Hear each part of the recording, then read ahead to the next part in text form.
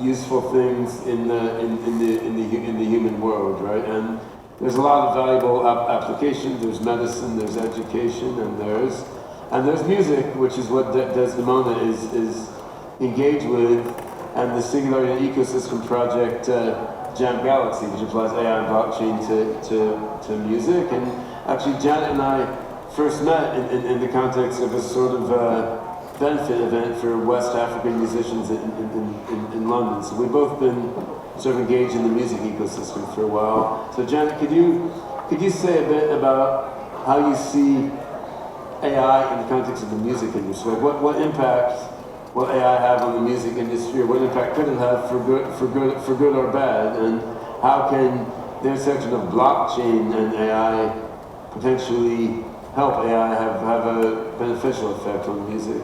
And how does this affect the artistic aspects of music as well? All right, that's a lot of things to talk about in one go. For 5 minutes, yeah, right. For 5 minutes, thank you. All right, so let's start with AI in music, and we did get to know each other through my love of West African music. And last night, in fact, I was at the Barbican in London to see the great Baba Mal. Does anyone here know Baba Mal?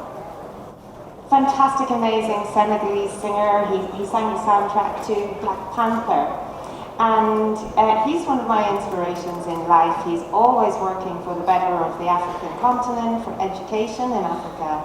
And on stage, he has this amazing drummer called Mamadou Sarr. And Mamadou's one of the best drummers in the world. And he plays a drum called the calabash.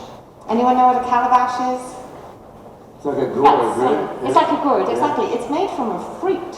So it's a drum made from a fruit, hollowed out and dried upside down. And it's an ancient music tradition. It's a really ancient, really simple instrument developed in Africa, pre-technology days, pre-internet.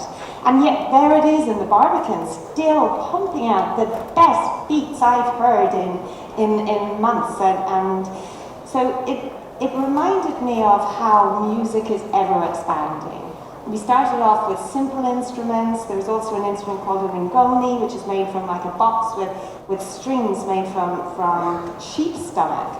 We started off with simple instruments, and then gradually over time, we found the guitar was invented, and then the electric guitar, and then synthesizers. Along came vinyl, along came tape, along came CD, along came streaming music.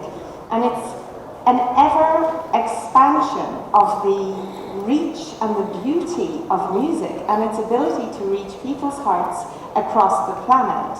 Now, AI is the next step in that expansion.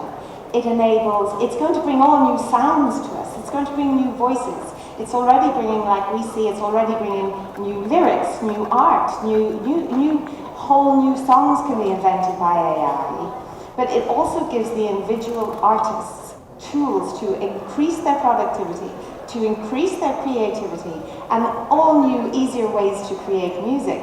But the calabash is still here. The calabash still reigns supreme as a deep African drum. So AI to me is just a continued expansion of the creativity of humanity, just another technological tool, although it is likely to become a battleground for adoption in the race to AI, in the AI revolution. And so what we're going to see with blockchain is a massive, once in a generation, maybe once in a species, expansion of artists' ability to directly meet their fans without needing a layer in the middle that's taking profit, but that's also censoring, that's deciding what gets listened, that's deciding what algorithms get played.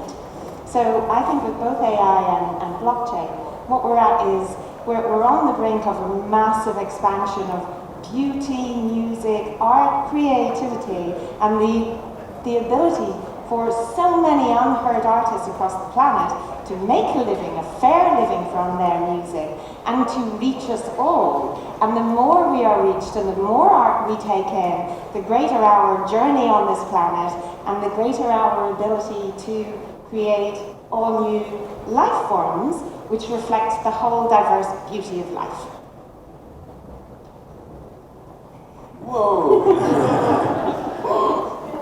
Yeah, so you can take a look at